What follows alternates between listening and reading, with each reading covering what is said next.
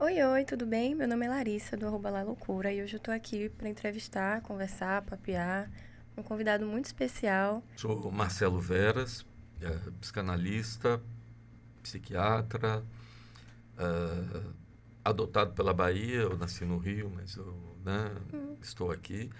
Sou pai de 3 filhas, tenho 2 netas e ganhei agora uma netinha nova, que é cocada, uma cachorrinha que eu estou grande até, que eu vou estar levando para São Paulo dirigir, imagine.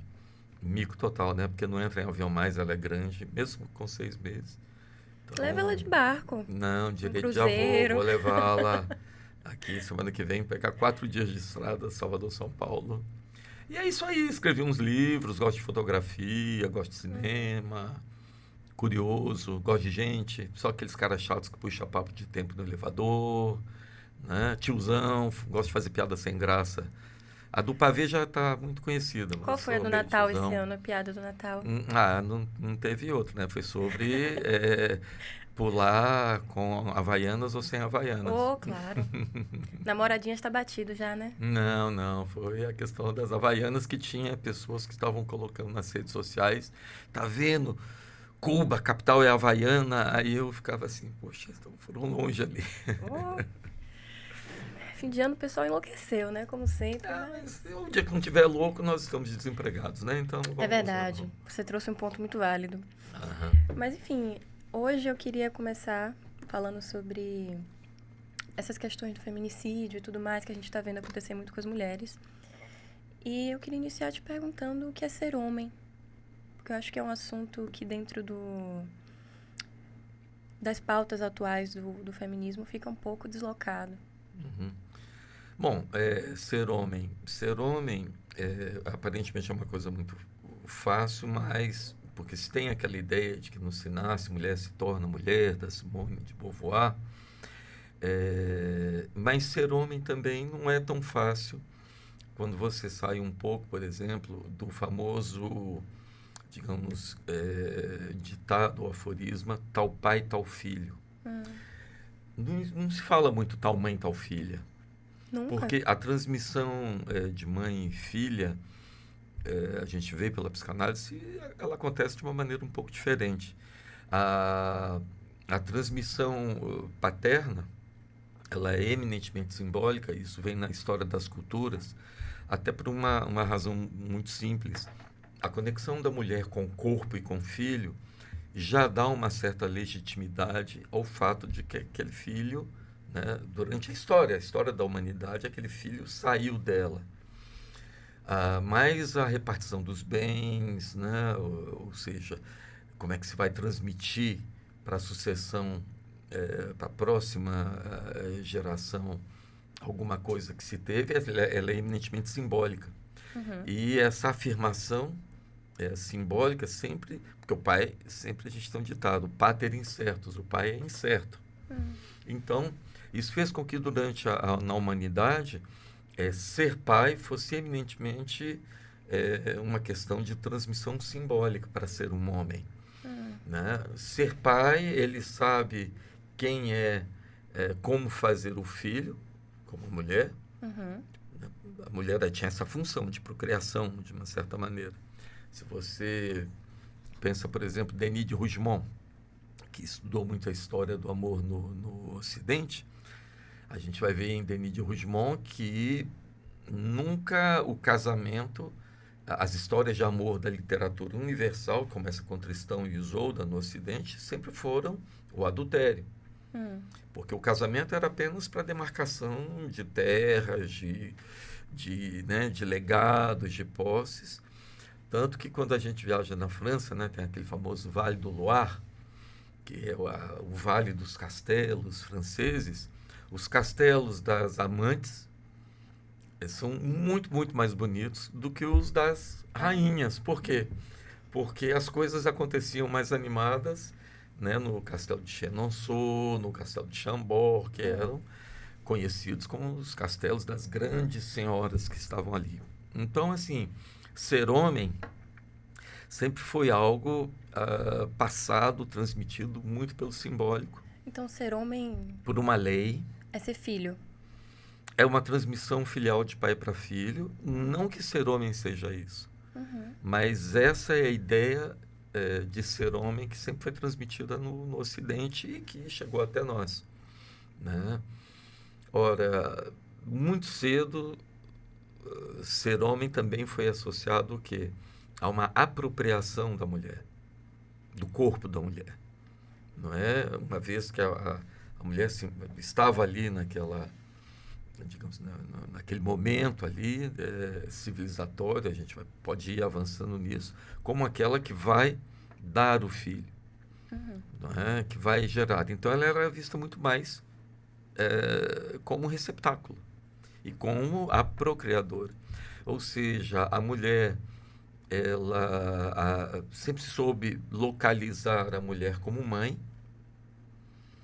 mas localizar a mulher como algo que não seja mãe. Por exemplo, uma mulher que para ela não seja tão importante se realizar na vida tendo um filho, né? Enquanto assim, uma mulher que não tivesse um filho nas gerações passadas, por exemplo, isso era uma vergonha.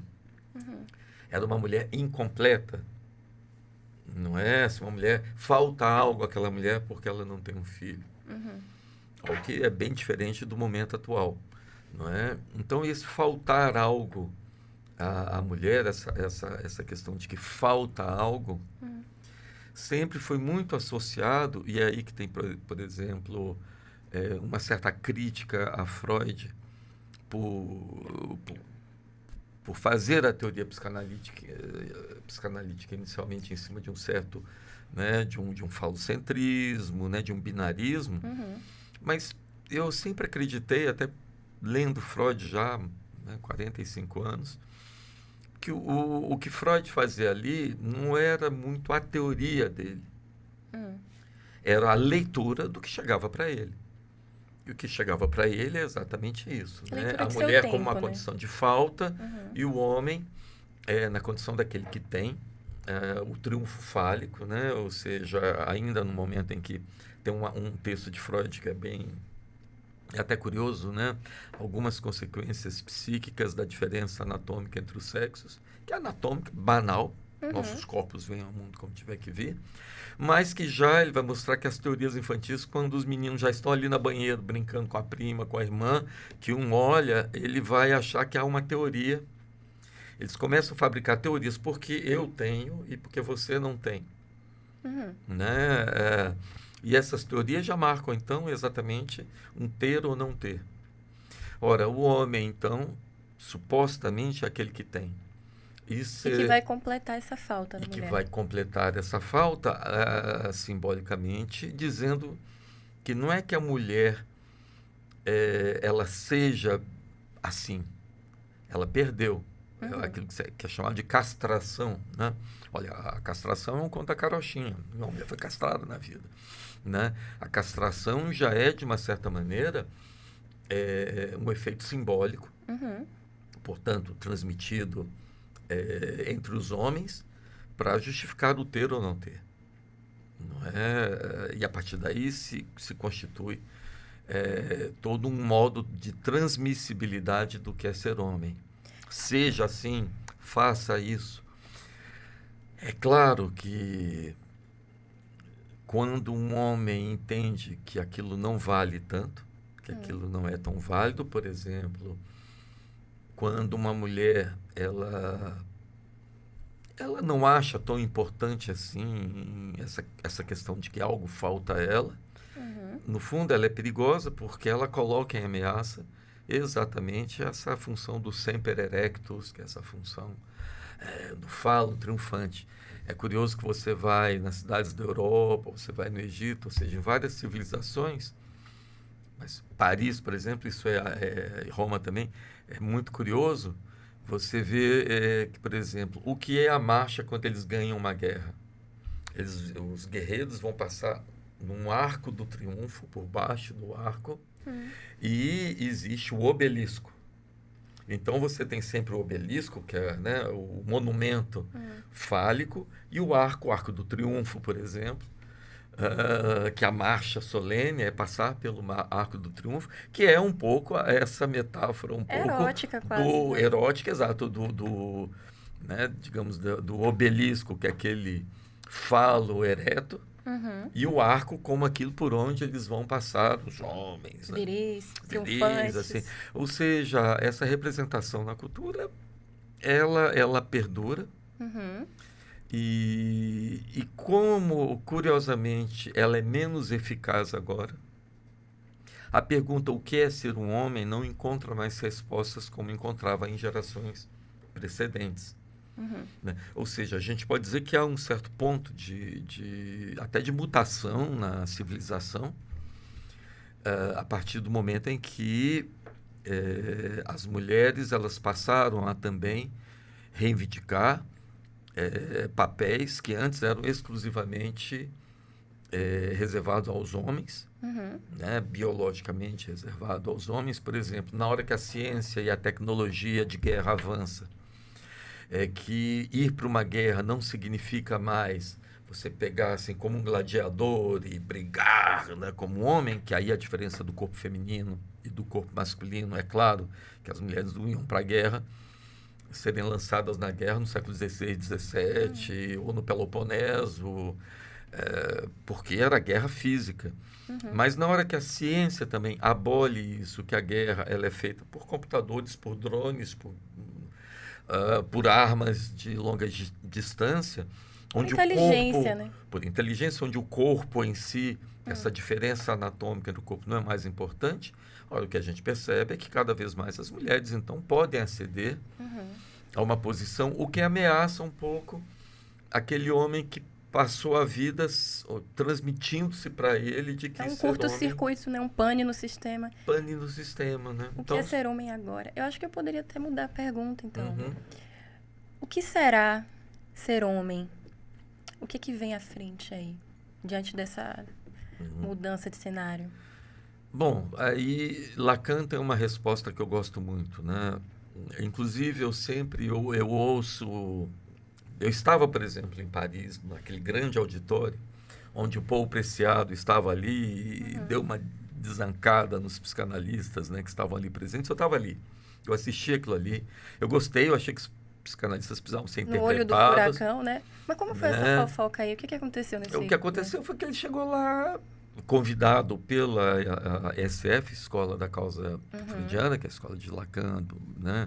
Uma das escolas, mas é a escola que eu pertenço, por exemplo, no Congresso francês, no Congresso da Escola SF, da Escola da Causa Freudiana, né, de Paris, com 3.500, 4.000 pessoas no auditório, convidam ele para falar e ali ao invés de fazer uma fala, digamos, que talvez agradasse aos psicanalistas, ele criticou severamente, né, os psicanalistas que estavam retrógrados, antecipados. Uhum. Por um lado, não sabiam muito bem como lidar com situações do presente. E eu ouvi aquilo ali e eu achei, pô, esse cara está interpretando esse auditório inteiro. Tanto é que a gente passou depois anos ouvindo psicanalistas tendo que responder a Paul Preciado. E eu Uhum. concordo com o que ele fez de interpretar. Mas, por exemplo, nem ele, nem Judith Butler, que são nomes que eu gosto de ler, inclusive, Uhum. ah, eles se prenderam muito a um Lacan que não tinha ainda desenvolvido, por exemplo, todo o modo de pensar a questão do que é ser homem e o que é ser mulher, como ele fez a partir dos anos 70. Então seriam eles que estavam presos no Eles passado? que estão presos num Lacan e num Freud, Uhum. é, e ora, aqueles psicanalistas que estão ali já ouvindo o Preciado, eles estavam, ao contrário, completamente já cientes do Seminário 20, onde a questão do que é, por exemplo, o lado masculino e o que é o lado feminino da sexuação, não tem nada a ver com a questão do corpo. Uhum. Tem a ver exatamente com algo que é do corpo, é possível transmitir-se simbolicamente, Uhum. e aí isso Lacan vai dizer falicamente, que faz um trocadilho, inclusive em francês, de fálico, falo e fálico de falar, Uhum. não é? Eu falo. E algo que acontece no corpo, e muito mais no corpo feminino, que é menos aderido, incrustado na ideia de que a sexualidade e o gozo e o prazer está no pênis, Uhum. né?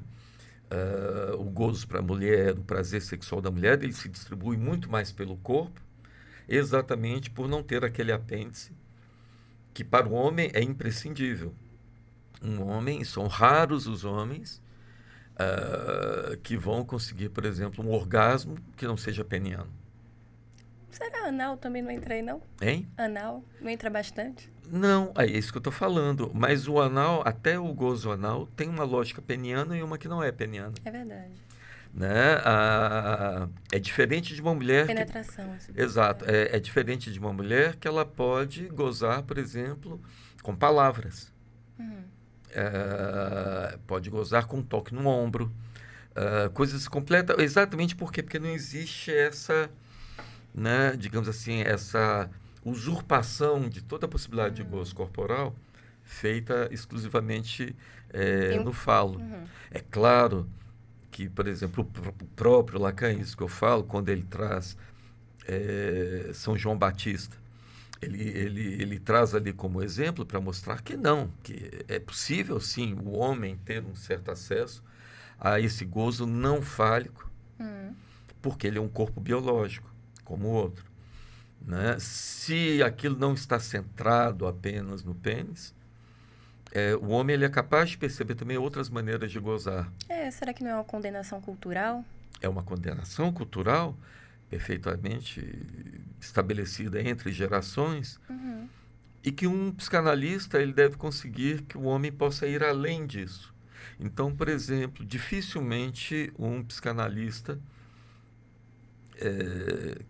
psicanalista que eu vejo como tendo se tornado um psicanalista, ele consegue ser um psicanalista exclusivamente centrado no modo fálico que ele teve a vida inteira dele, como neurótico que ele foi, na análise que ele fez, e conseguir a partir daí ser um psicanalista, porque o psicanalista é aquele exatamente que entende que algo do gozo não está ali centrado onde ele construiu a neurose dele de castração, ele construiu tudo aquilo. Então, o analista, principalmente quando a gente ouve como, né, Lacan introduziu o passe, que não tem nada a ver, falar para os nossos colegas com o passe, né, um joreio ou qualquer coisa nisso, o passe é como essa passagem que passa, por exemplo, de um sujeito que ordenava a vida dele, inclusive sexual toda, falicamente, exclusivamente falicamente, para entender que existe um mais além do falo. Ora, na cultura, o que Freud ele isolou é que uma das maneiras de estabelecer, então, castração, a definição do que são os sexos, não é que ele tenha inventado o complexo de Édipo. Né? Ele apenas leu, como ele era fruto de uma sociedade completamente ancorada na cultura edipiana, por exemplo. Tradicionalista, né? Tradicionalista. É claro que ele lia os sintomas que chegavam até ele, por exemplo, naquela época. Eram sintomas de famílias extremamente edípicas. Ora, vivemos no mundo hoje, por exemplo, com a cultura, com todas as possibilidades trans, por exemplo, de gênero, que aquela família, né, digamos, estruturada pai, mãe, filho... Que não usa Havaianas. Que não usa Havaianas. É que essa família, existem outras alternativas de família. Nós temos agora passando um filme maravilhoso, que é de um livro maravilhoso, que é O Filho de Mil Homens. Ah, sim. Que mostra exatamente que as configurações podem ser muito outras. Só que, quando falamos assim, o debate acaba que fica sendo tão tomado pelo fato de que, não, mas eu sou um homem trans e vou ter um filho com uma mulher trans, Isso, é claro, isso rouba muito a mídia. Não que isso não seja importante como representação, mas rouba no sentido assim, porque pode dar uma vertigem, que é isso que você vai encontrar como psicólogo, como psicanalista, diariamente no seu consultório. E ora, é claro que chegam cada vez mais pessoas trans. Eu tenho, por exemplo, no meu projeto da Universidade Federal da Bahia, o PSIL, eu já tive alguns e ainda tenho PSIs excelentes, sérios trans.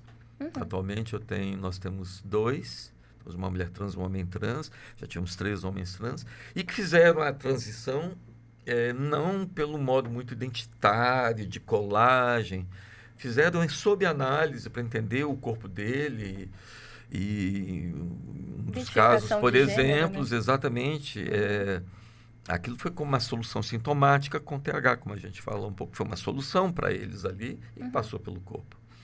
Mas isso não impede, por exemplo, um dos nossos psis trans, que eu gosto muito, o Julian, ele deu um depoimento muito bonito, tem alguns anos já, público, até está no YouTube isso.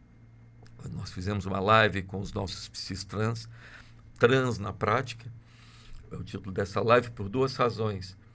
Primeiro, que é trans na prática, porque fica todo mundo falando dos trans, deixa os trans falarem. Eles é que tem que falar, não sou eu. Deixa eles falarem. E trans na prática, porque são trans que estão na prática clínica. Ótimo. Trabalhando. Sim.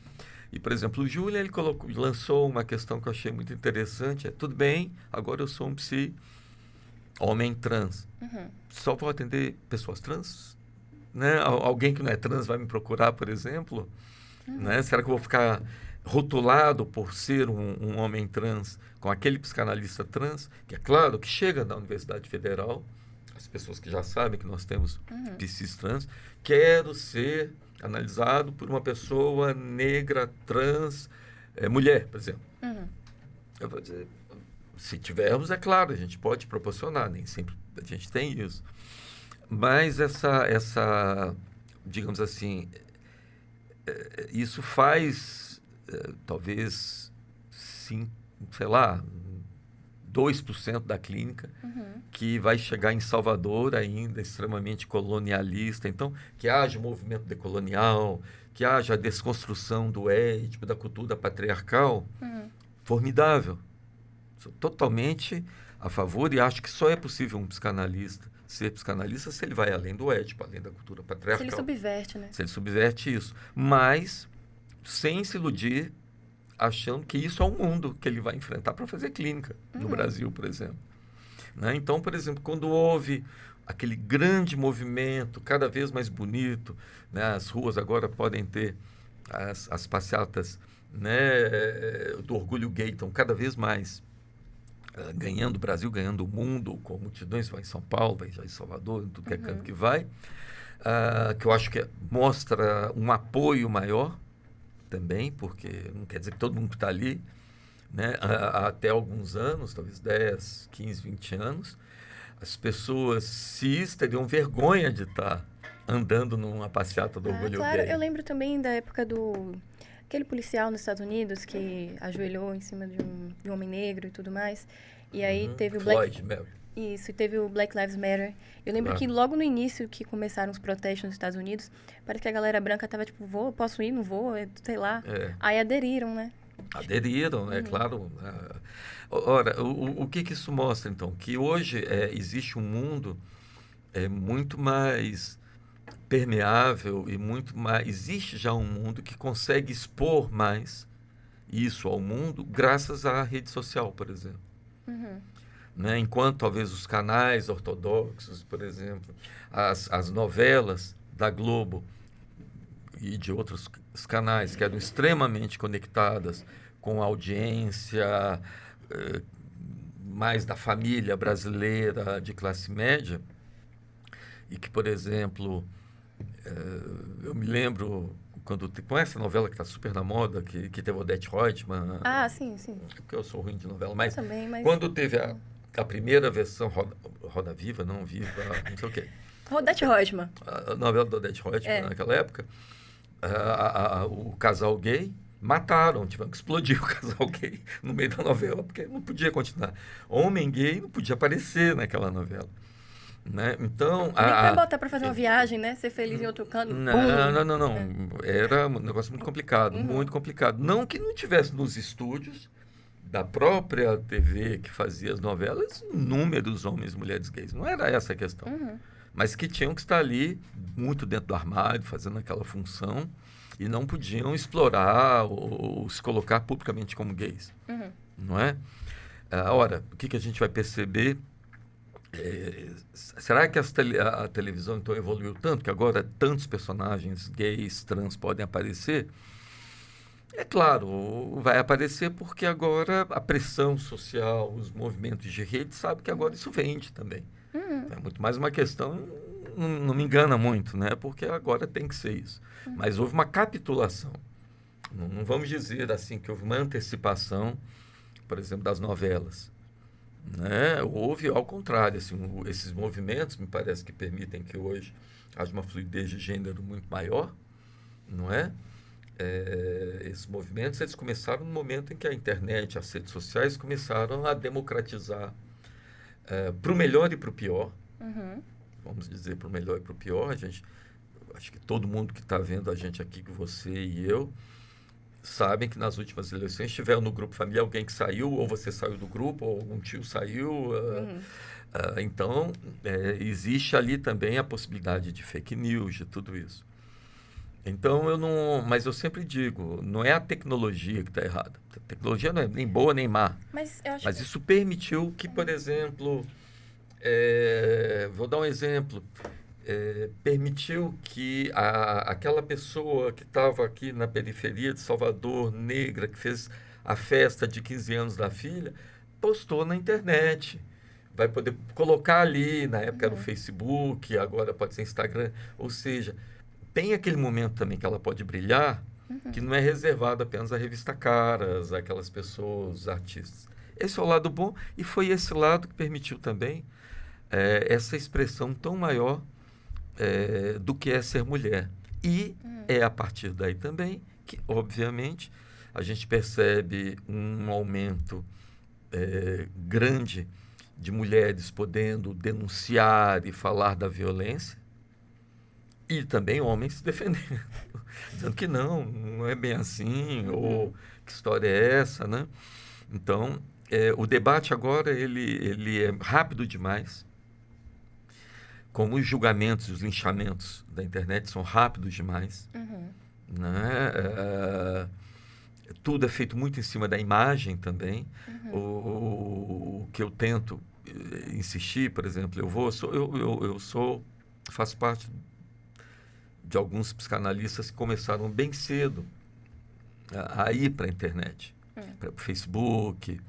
No começo, é claro, os meus colegas olhavam torto, né? Não, tá querendo aparecer, nossa, é um exibido. Realmente, o meu narcisismo já era bem trabalhado quando eu entrei para o Facebook, E o povo na é época. chato também, né? Não, mas eu entendo, porque não existia psicanalista fazendo isso, né? Não existia. Mas o que acontece é que, exatamente por isso, a ideia que o psicanalista estava passando é que ele era aquela pessoa trancada no divã, que o mundo estava acabando lá de fora, ele estava ali só pensando. Não que isso não exista. A análise ela é muito séria, ela é individual, ela é singular. Mas o psicanalista, ele tem que ir para as ruas, de uma certa maneira, tem que ver o que está acontecendo no mundo, ele tem que ter uma leitura também desse mundo. E aí o que a gente vai perceber é que aos poucos, então, eu comecei a ir. E é ótimo porque, por exemplo, eu aprendi demais com os haters. Com os haters? Ah, claro, o hater é quem mais me ensina. Né? Porque, assim, se eu posto um texto, eu gosto de postar meus textos, assim, e só recebo coraçãozinho, palminha, legal, pô, que legal gostar do texto. Mas quando você recebe, às vezes, assim, um passo, pum, vem catapum. Eu me lembro que uma vez eu fiz um pronunciamento a favor do aborto de meninas estupradas. Já tem uns 10 anos essa história, talvez, não me lembro mais, muitos anos, foi antes da pandemia. E, de repente, eu tive uma mulher que entrou no meu Facebook, mas que me detonava. Assim, é você que tem que ser abortado. Uma você mulher. é uma mulher, dizendo assim. Assim, e desancando com palavrões. Você é uma aberração na natureza, você é isso, aquilo. Eu ouvi aquilo, poxa, que interessante. Aí eu fui na página dela, era uma senhorinha que só tinha Virgem Maria, Santa, a família feliz. Dá vontade de printar o que ela botou na minha página e postar na Mostrar na página igreja dela dela. o que ela fazia. Né? Ou seja, essa agressividade toda, né, que existe. Mas eu digo tudo isso para dizer o seguinte, que talvez a grande dificuldade que a gente tem de interpretar o nosso mundo é que existe a ilusão de que uma imagem vale mais que 1000 palavras. E eu, como psicanalista, eu acho que não, ainda mais agora que tudo com a inteligência artificial pode ser manipulado. É claro que 1000 palavras tem que valer mais do que uma imagem. Não é? É claro que quando a gente vê um Floyd Merrill sendo sufocado ali até a morte, essa imagem ela é eloquente. Quando a gente vê essa jovem que perdeu as pernas e acabou morta agora, um feminicídio horroroso, essa imagem convoca e ela funciona. Mas ela não pode funcionar apenas pela imagem. A própria mãe né, dessa mulher disse, puxa, agora minha filha morreu, quase dizendo assim, que bom, parou o sofrimento dela, morreu. Agora vamos começar as palavras. Agora vamos começar o discurso, vamos começar a ver isso. Então, se tem ainda um espaço de psicanalistas, por exemplo, na rede social falando desses assuntos,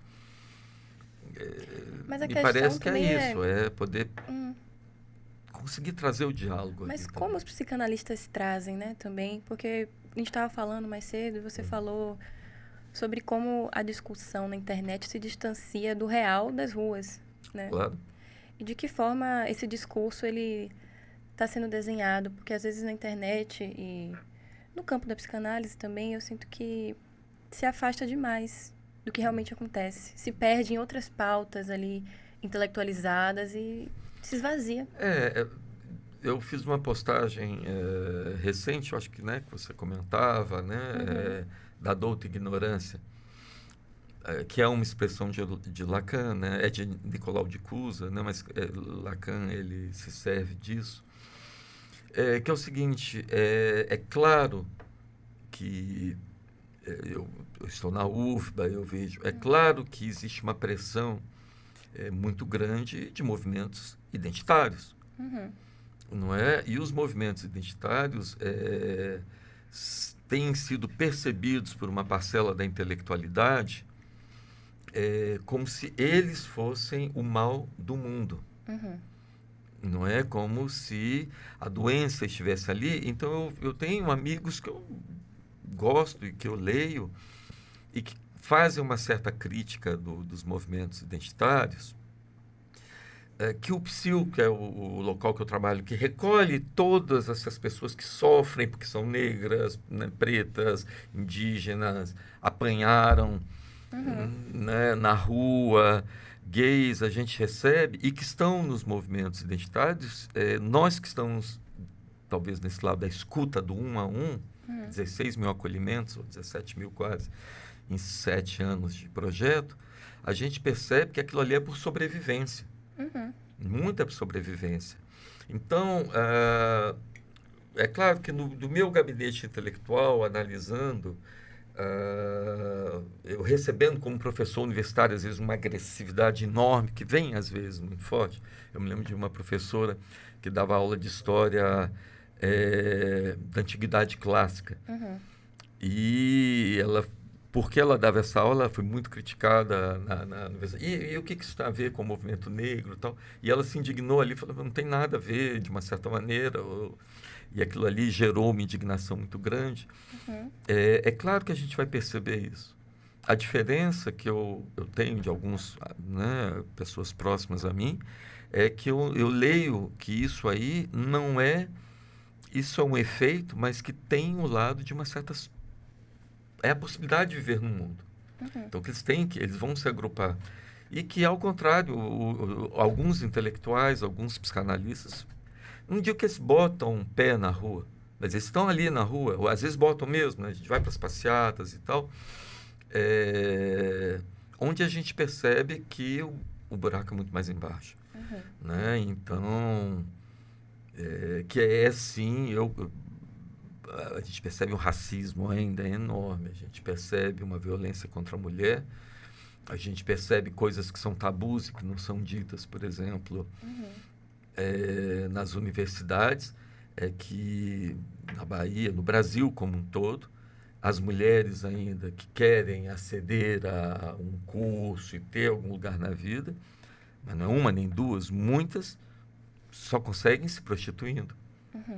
Então, elas se prostituem e às vezes até sai nos sites, né, universitária, sem ter o nome ali, né, elas colocam ali. Mas no nosso projeto elas podem falar disso, sem vergonha, né, e dizer o sofrimento que é também, mas que foi a condição, né, para sair.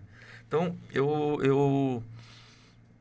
assim, eu sou muito mais cauteloso em comparar o que seria, por exemplo, um extremista como o mal, e o extremista como posições de defesa na psicologia, que, claro, levaram essas pessoas, às vezes, a um ponto, né? Estou vendo aqui a coleção de Freud, não há como não ler, todo estudante de psicologia, o capítulo 7 do livro Psicologia das Massas, onde existe ali a teorização do que é a identificação.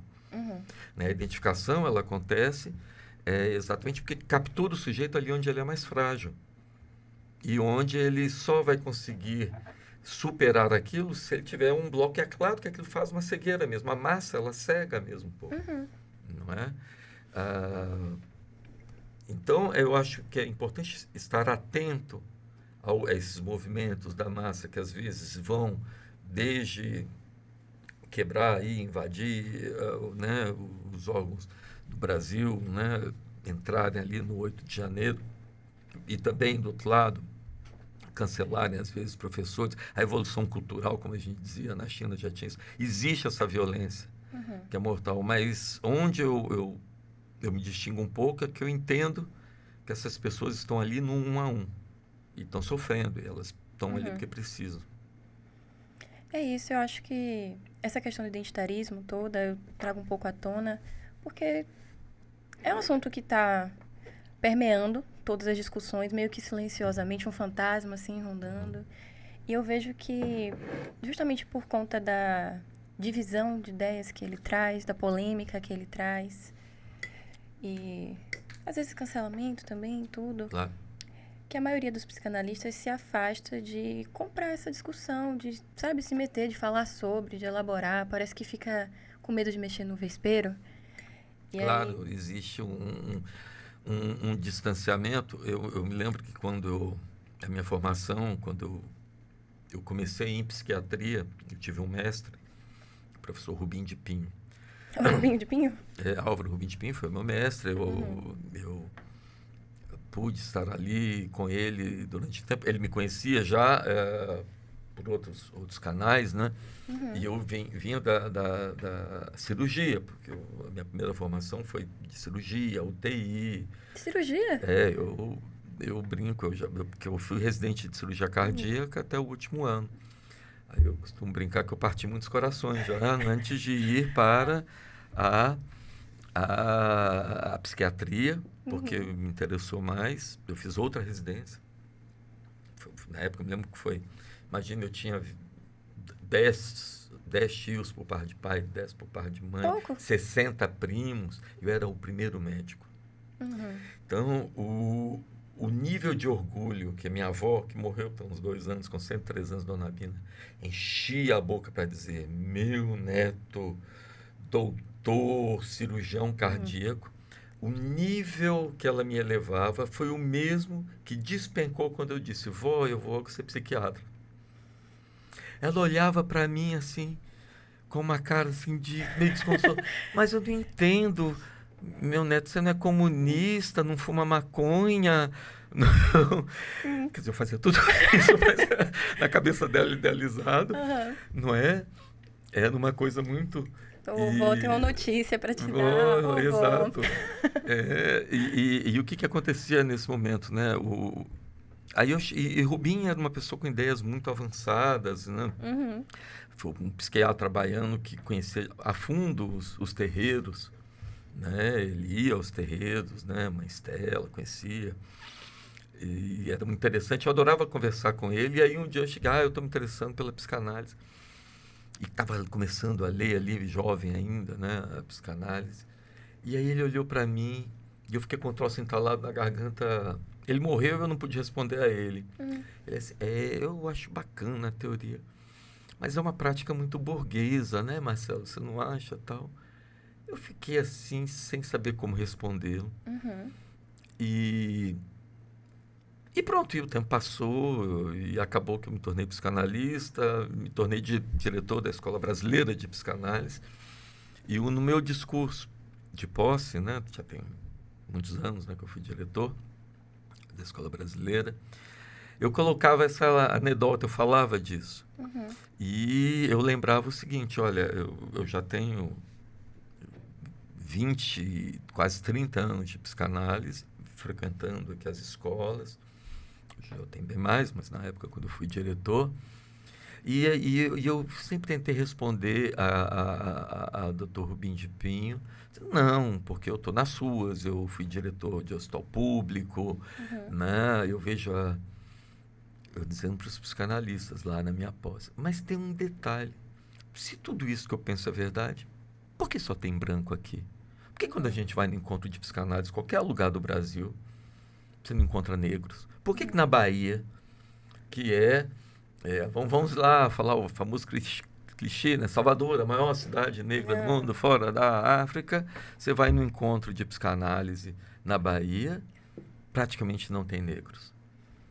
Não é? Então, eu começo a perceber que a grande questão realmente estava na formação do psicanalista, que era feito em escolas caras, com psicanalistas, uma vez que não existe subsídio, Uhum. a pessoa pagava ali e que havia uma questão econômica É mesmo, elitista, né? elitista mesmo, Uhum. que vem sendo quebrada, vem sendo quebrada. Eu acredito que, por exemplo, esse projeto meu do PSIU, atualmente nós somos 58. Todos que estão ali estão interessados pela psicanálise e todos comprometem a fazer, por exemplo, na prática deles, valores sociais. Então, cada vez mais eu vejo redes que eu insisto muito. Olha, eu sou totalmente a favor do PSIL, tem uma rede grande de conexões, contanto que não se perca a qualidade da formação do analista. Uhum. Não é? E para isso, é claro que em algum momento, pouco importa qual é a identidade, mesmo o negro ou o branco, ele tem que perder, ele tem que abrir mão daquilo. Em algum momento tem que ter uma exceção. Não que aquilo não marcou a história dele a vida inteira. Uhum. Não é isso. Uhum. Não é a questão de como marcou. Mas, em algum momento, o ser que vai poder praticar psicanálise, ele tem que ter uma certa seção disso para não ficar num gozo identitário de si mesmo. Ah, é a mesma coisa que eu digo. Para se tornar um analista, para se concluir uma análise, é preciso se desapaixonar pelas próprias causas um pouco. Não quer dizer que você não vai ter outras causas ou as mesmas, Uhum. mas de uma outra posição. Uhum. Né? É E difícil hoje em dia isso aí, hein? muito difícil, mas eu tenho visto um movimento que não existia quando eu comecei a fazer Uhum. psicanálise nos anos 80. Né? Eu vejo um movimento muito, muito forte, muito interessante acontecendo, e eu gosto de estar aí conversando tanto que eu estou aí, né, participando disso. Graças a Deus, né? Que bom. Eu, Uhum. como estudante, Podemos agradeço. falar assim, graças a Deus que não existe. Ou não. É, mas assim, vou tentar ativar. Graças a muita luta. Graças a muita luta. Pronto, melhorou. Mas vou tentar ativar aqui meu obsessivo interior, porque acho que a gente entrou em certa associação livre e aí Você falou deslizou. que a gente já falou isso, fazer isso? Ah, eu gosto mesmo, mas tô tentando amarrar, porque eu comecei perguntando, falando que a gente conversaria sobre feminicídio. E eu acho que tudo isso, de certa forma, volta também para esse ponto, né? Em algum lugar tudo se encontra. Porque a gente começou falando sobre o que é ser homem, sobre o que será ser homem, sobre identitarismo e tudo mais.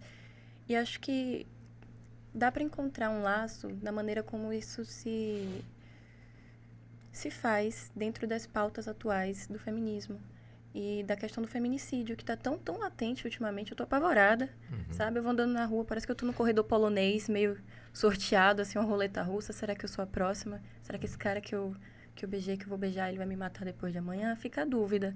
Também não quero deixar de viver. Então, só pra gente tentar Piorou. Eu conectar. vou te dizer que piorou. Ou seja, houve a possibilidade de grandes conquistas, que eu acho muito bacana, no feminismo, e parecia que caminhávamos para uma abertura muito grande. Vou tomar novamente o Psyll como exemplo. A gente vem acompanhando esses jovens, né? A UFBA tem quase 65 mil pessoas, é maior do que a grande maioria dos municípios brasileiros. Então a gente tem uma afluência muito Não só uma grande. questão assim, adoro quando você menciona o Psyll, porque realmente é a clínica, né? Soberana. Ali é Toda clínica, as pessoas fala, vêm pelo sofrimento. E olha o que aconteceu. Uhum. Naquele movimento que começou a se construir entre o primeiro e o segundo turno, que começou a se perceber que, por exemplo, Bolsonaro ele iria ganhar de Haddad, Uhum. naquelas, sei lá, não me lembro quantas semanas são do primeiro para o segundo turno, houve uma quantidade, aumentou em, salvo engano, 17% o afluxo de pessoas, estudantes da UFBA, da comunidade LGBTQIA+, Uhum.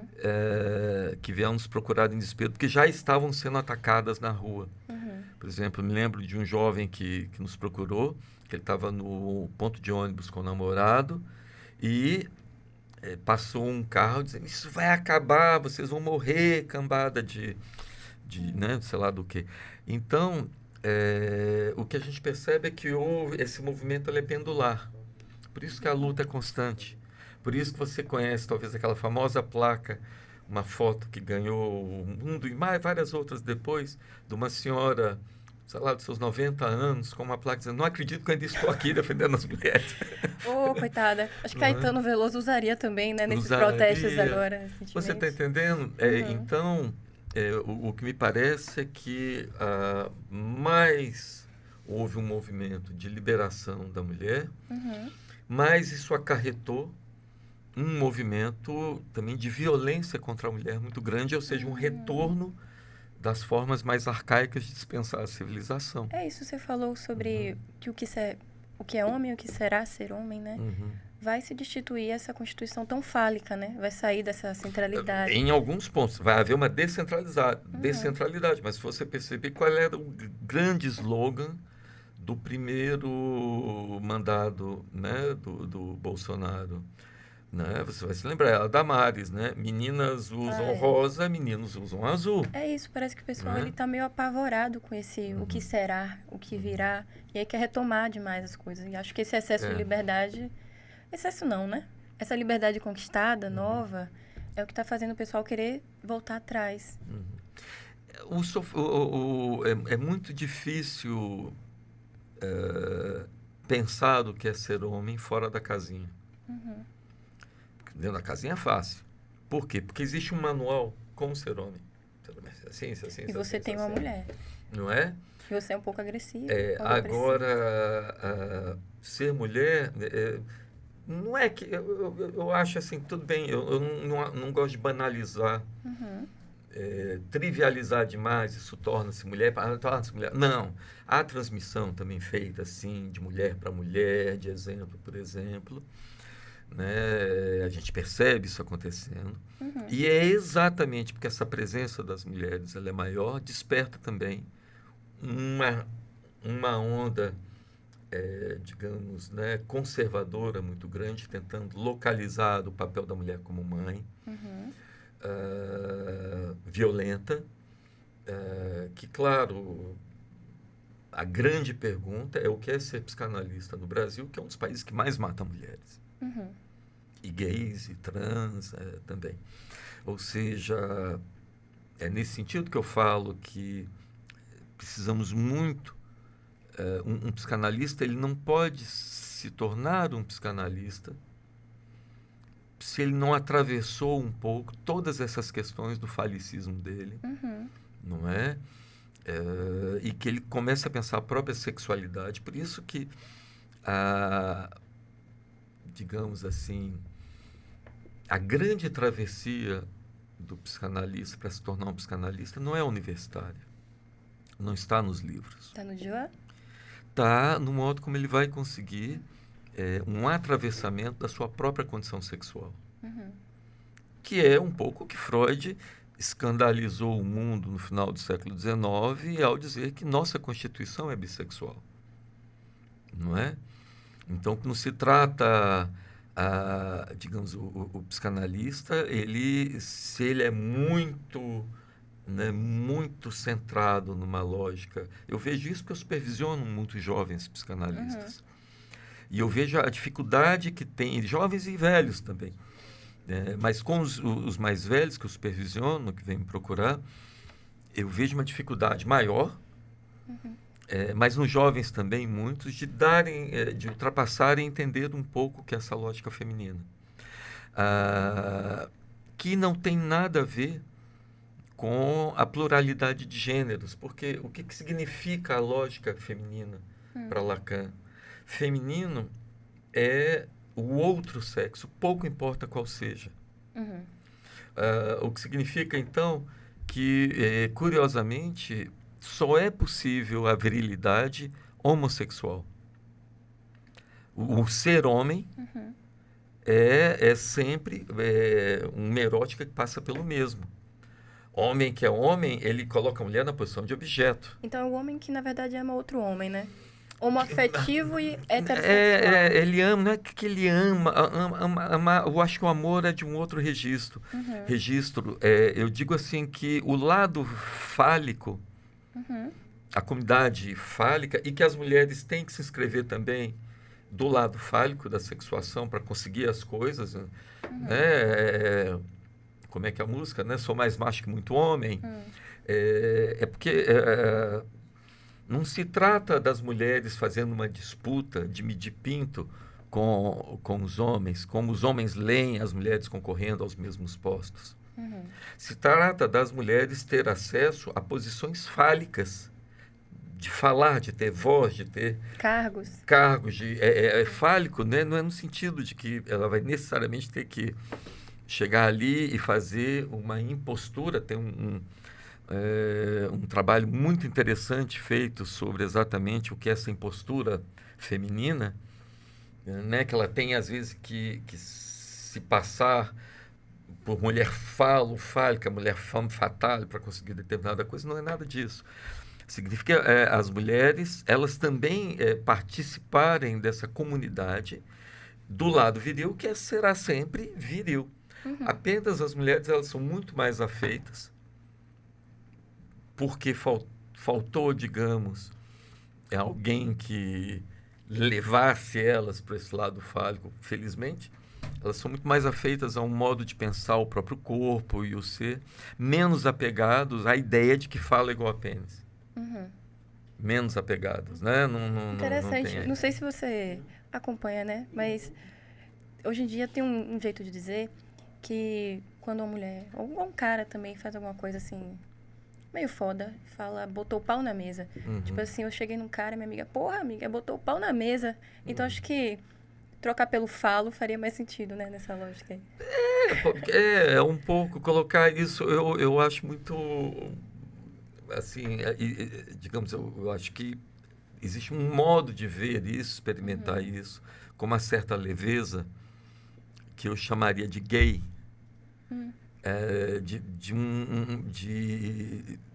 que é algo assim que surgiu como resistência a um sofrimento muito grande, né? Um modo de sofrer muito grande, uma patologização, né? Enorme, de tudo que fosse distinto do que são os papéis ser homem que a mulher. As meninas ganhavam, qual é o primeiro presente, né, que as meninas ganham?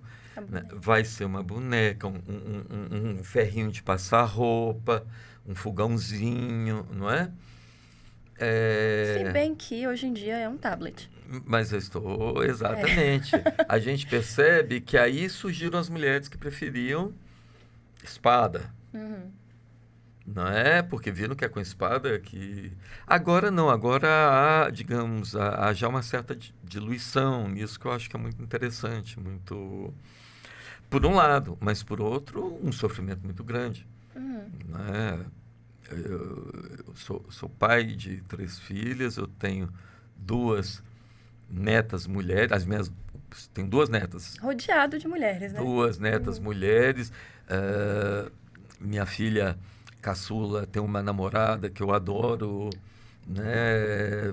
As duas muito conscientes, formadas na UFBA, participando dos movimentos, então elas me ensinam muito, Uhum. né? Minha nora e minha filha, jovens, acho, aprendo demais com elas, então. E eu fico muito preocupada, por exemplo, eu fico muito preocupado porque 2 meninas bonitas, tudo, ainda por cima lésbicas. Aí eu digo, meninas, vocês têm que saber se virar no mundo. Uhum. Porque aí ainda a discriminação é ainda maior, Uhum. não é? Mas elas são safas, elas são super, são as fofas, adoro minhas. Vão achar a saída delas, né? Acharam já estão aí no Uhum. mundo, né? Mas continuam numa militância bem grande, né? Mas é um espaço que é claro que, assim como você fala, eu tenho medo, né, de que homem eu vou encontrar. É claro que eu, como pai, minhas filhas, minhas netas, eu tenho essa preocupação. Uhum. Né? Eu tenho uma preocupação no Brasil. Por exemplo, eu não tenho tanta preocupação. Eu tenho uma filha, né, francesa, uma neta francesa. Lá eu tenho menos. Uhum. Lá não existe um feminicídio no nível que tem aqui. Existe também. Tudo isso, Eu acho né? que pode ser. Abusos sexuais. Uhum. Agora, as intelectuais francesas estão capitaneando um movimento de livros excelentes. O Prêmio Fêmina, que é um dos prêmios literários mais importantes franceses, né? Foi Neige Sinot, que ganhou há 3 anos, com um livro que eu aconselho vivamente que vocês leiam, que tem agora no Brasil, Triste Tigre, Uhum. onde ela conta a história do abuso sexual que ela sofreu durante a infância inteira, que ela não tinha coragem de contar para a mãe. Um dia ela consegue denunciar, esse padrasto vai preso. Ela consegue denunciá-lo, foi um escândalo. Quando ela volta já maior desse escândalo todo para a cidade dela, ela que foi hostilizada na cidade dela porque colocou a cidade na vergonha. Uhum. E ele é um cara super legal, todo mundo gostava dele, professor de educação física, sei lá, assim, não é? Pode ser, porque não sei se seria isso, mas eu acho que a questão da que você falou da sexualidade, que tem que ser atravessada pelo homem, deslocada e tudo, lá se constitua de uma maneira menos rude, É talvez. menos Mas. rude, mas você percebe como a violência. Eu deixaria uma sugestão aqui né, Uhum. para vocês no podcast de alguns livros que eu acho incontornáveis Tá uma bom, a gente mulher pode ler deixar na, agora. na descrição Um aí. deles, que já tem em português, é o Triste Tigre, Uhum. que eu acho que é fundamental. Tem um livro que eu gosto muito de uma. Esse é da Neige Sinot. Uhum. Tem um de Clotilde Leguil, que é uma psicanalista, até temos relações com ela, assim, nós somos amigos, né? Na França, ela é francesa, que escreveu um livro que o título diz tudo. Ceder não é consentir. Uhum. Não é porque uma mulher cede que ela consentiu. Uhum. E o livro ela traz isso de uma maneira belíssima, muito bem contado, eu sugiro que vocês também leiam. Patrícia Mello, que é uma escritora que já ganhou o Prêmio Jabuti, que faz livros policiais, tem um livro que, por exemplo, é uma brasileira que foi finalista do Prêmio Fêmina na França com esse livro que se chama Mulheres Empilhadas. Uhum. É um livro incontornável. É um livro de ficção de uma advogada em São Paulo que tinha lá um namorado bacana, todo aquele advogado bacana em São Paulo, e um belo dia ela não está nem flertando, ela sai para fumar um cigarro, sei lá, numa festa, e tinha um homem, ela conversa com o homem. O cara vê, o advogado bacanão, dá um tapa nela. E ela fica tão abismada, ela rompe com aquilo ali, mas ela fica tão perturbada com Uhum. aquilo que acontece, ela é advogada, que ela conversa com a chefe dela, que ela está perturbada, rompe esse...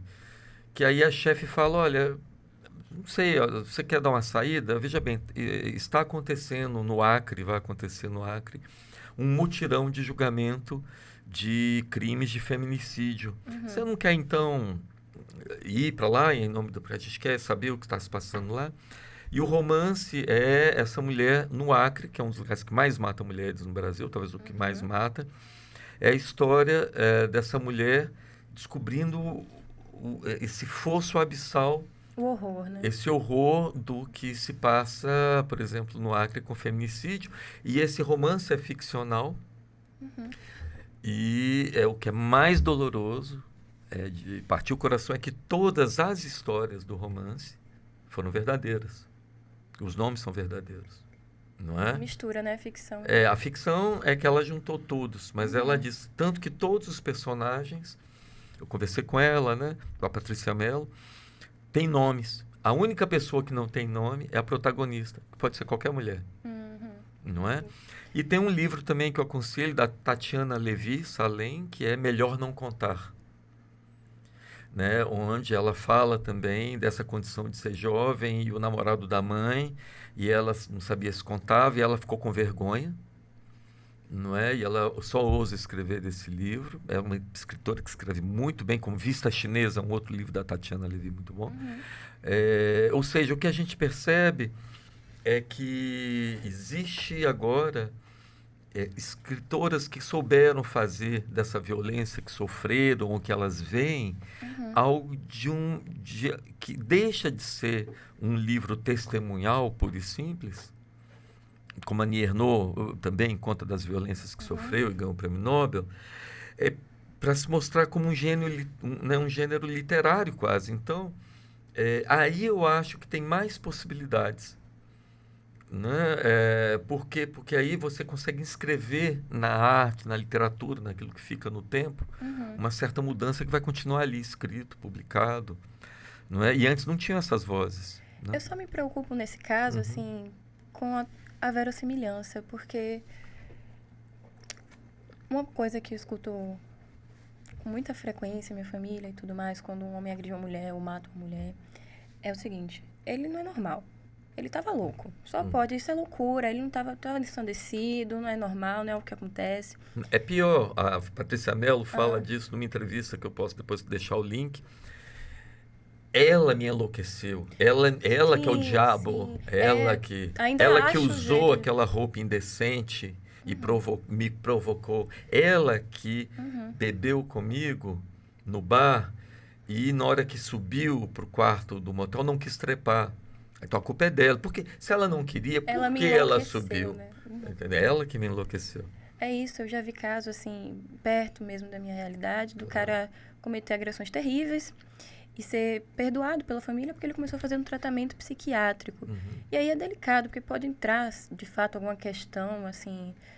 Mas, de qualquer forma, o que eu falo que eu me preocupo nessa questão da arte, da escrita, da literatura e desses casos sendo transformados, né, em algo novo, assim, é isso se afastar e criar um horror muito ficcional que não compactua com o que realmente acontece. Porque o cara que vai me bater é o cara que me dá flores, entende? Não é um monstro. Ele não é louco, assim. Mas aí que tá. Quando eu falo que a literatura, que ela é mais sofisticada, a literatura. A literatura mostra exatamente isso, né? Mostra como a coisa começa, né? A coisa começa, assim, muito sutilmente.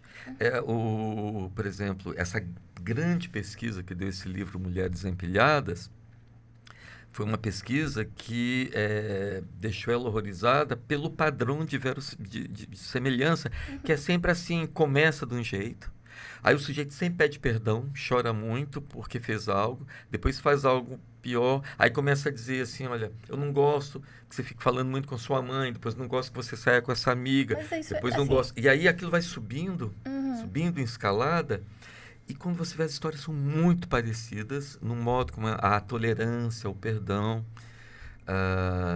Por isso que esse livro e tem culpa a mulher por perdoar também, né? tem uma personagem genial, que é a avó da protagonista, nesse livro Mulheres Empilhadas, que não entendia como ela podia largar aquela relação, né? Até o dia que ela sabe que o cara tinha dado um tapa nela. Essa mulher, ela vira uma leoa ali. É uma cena muito... Você ri na cena, entendeu? Porque ela dá um esculacho no cara e ela vai... Mas o que eu acho que tem, por exemplo, nesse livro, outros também, é que é o seguinte: o primeiro tapa, não pode ter o segundo. No primeiro não dá mais. Cara, você leu Tudo é Rio, da Carla Madeira? Claro que ele Eu tudo acho é que Rio. entra bem também nessa discussão, né? Como um porém, talvez. Mas a questão que eu trago desse ponto é para a gente elaborar um pouquinho e também esclarecer, porque eu também tenho minhas dúvidas em relação a isso. O cara que bate, o cara que faz tudo isso... Eu comecei com a masculinidade porque, para mim, é um cerne em toda essa questão do feminicídio. O cara que bate, que agride, que mata, ele é mau, ele é louco, de fato, ele enlouqueceu por conta de um não dela. Entende? Não, o cara que mata, o cara que bate, é porque ele é autorizado a fazer isso. E a autorização torna alguém capaz de perder Exato. a A humanidade? cultura autoriza. Ou seja, ele faz isso porque ele está numa cultura que ele faz por uma única razão. Porque ele pode. Ele pode. O poder torna alguém Não, capaz? claro, o poder no sentido de autorizado, quer dizer, ele faz porque os amigos dele que tomam cerveja com ele também pensam assim. Essa mulher me enlouquece, essa mulher faz isso. Ou seja, o grande problema, no fundo, é claro que esse sujeito ele vai ser julgado. E o julgamento não pode ser feito pela internet. Tem que ter um tempo. Por quê? Porque o objetivo... Olha que interessante, estava conversando, tem uns podcasts interessantes. Hoje, com a minha esposa, eu estava conversando sobre isso. O que se quer não é vingança. A gente quer realmente justiça, mas que esses homens eles têm que ser julgados, mas eles têm que também entender o que eles fizeram. Eles vão ter uma pena, vão cumprir a pena pelo que fizeram. Ângela Diniz tem agora o Doc Street, que deu uma entrevista, tem um podcast que eu não me lembro o nome agora, muito interessante. Depois eu posso passar o nome, porque eu estava hoje discutindo isso. É preciso que haja tudo isso. Então, a grande questão é como reverter a cultura do feminicídio. É isso, eu acho que você falou do segundo tapa, não pode ter o segundo tapa. Não. Eu acho que quem tem que ouvir isso é o cara. Acho que a mulher perdoou o primeiro, perdoou o segundo, ok, ela tá numa situação ali em que o perdão é o que ela é capaz. Mas o cara, acho que quando ele dá o primeiro tapa, por conta dessa autorização ou por qualquer motivo irrisório, injustificável na real das coisas que seja, ele ainda pode reescrever para além da pena condicional, sabe? Tribunal, ele ainda pode reescrever essa atitude dele. Eu acho que o cara que ele se autoriza ao segundo tapa, aí que tá a questão. Pois é, o segundo tapa sempre é visto com ela tendo sido culpada por deixar. O primeiro, Ela, né? não, o segundo também. Ou seja, porque ela não saiu. O modo como ela é capturada, na UFBA, a gente tem projetos muito, digamos, muito dedicados à violência contra a mulher, mais de um. E que fizeram caravanas, por exemplo, pelo interior da Bahia. E eu me lembro de uma pessoa que participou do meu projeto, do PSIL, que estava numa dessas caravanas. Ela disse que às vezes você chega num determinado lugar no interior da Bahia, que ela vê aquela situação, o único conselho que ela pode dar para aquela mulher é: seu marido chegou bêbado, saia da cozinha. Porque elas não podem fazer mais nada. O cara vai continuar bêbado. Então, pelo menos assim, como um percentual a grande maioria dos crimes domésticos são feitos com ferro, com faca, com instrumentos de casa, né? Fuja da cozinha quando seu marido estiver bêbado. Quer dizer, quando a gente está num país que a gente tem que dar um conselho desse e voltar para Salvador, por exemplo, e deixar aquela mulher lá, não pode fazer nada, é claro que isso é horrível, né? É isso, eu queria que a discussão toda sobre o assunto girasse mais sobre o homem adquirir a capacidade de se espantar diante da autorização que ele sempre teve e recuar e melhorar, ou nunca chegar a tal, se espantar precipitadamente antes de passagem a qualquer ato. Eu acho que tinha que circundar mais esse lado da coisa, sabe? Do que o lado da mulher. Acho que está Sem faltando. dúvida, o grande desafio, eu não acredito que a grande saída vai passar pela luta das mulheres. Eu digo isso incentivando-as a continuar lutando cada vez mais. A grande dificuldade vai ser reverter essa cultura dos homens. Por quê? Porque é uma cultura incrustada, que denuncia. Aí vamos voltar a coisas que não queria falar de forma clichê, mas vamos voltar àquilo que eu comecei falando, que no meu consultório, a grande maioria das queixas neuróticas, do sofrimento das pessoas, ainda é um pai edípico, uma mãe, é um casal parental muito, muito, muito instituído ainda numa lógica falocêntrica, Binária, né? patriarcal e binária. É muito comum as mulheres darem o passo. Veja bem, a gente nunca... A psicanálise, ela é muito pequenininha no mundo. Então, a psicanálise não tem nem sequer, por exemplo, como é a TCC, que quase que é uma empresa hoje, não, todo mundo... A psicanálise, ela é muito criticada. Eu não acredito, e olha que eu falo isso como ex-diretor da Escola Brasileira de Psicanálise, já escrevi livros sobre a psicanálise, trabalho de 8 da manhã, 8 da noite, ouvindo pessoas, mas eu digo sempre, a psicanálise ela não vai mudar o mundo. Nós somos muito pequenos para mudar o mundo. Então, o jovem psicanalista, ele não vai conseguir mudar o mundo. Mas tem algo que é interessante. É que houve um momento em que só havia praticamente psicanalistas homens. E que quando entrou uma Lu André Salomé, quando entrou uma Melanie Klein, quando entrava uma Ruth quando ia entrando assim, depois Virginia Bicudo, vai chegando mais ainda para cá, né? Quando começaram a chegar, naquele momento era eminentemente masculino, depois a psicanálise foi tomada por quase como uma profissão feminina, no sentido de mulheres, que eu estou falando. Você vai nos congressos, a gente percebe isso. E, curiosamente, eu vejo agora os homens retomando a vontade de serem psicanalistas mesmo, num momento que não é um momento de Freud, não é um momento... É num momento em que a psicanálise ela já ultrapassou um pouco, digamos, aquela ideia de que o psicanalista é aquele que sabe ter uma leitura que interpreta... A estrutura enrijecida, né? Enrijecida, digamos assim, aquele psicanalista que sabe que ele, da posição de analista dele, ele é uma mulher. Vou dizer isso para provocar bem. Não é? Então, é muito difícil um psicanalista interpretar como homem. Por quê?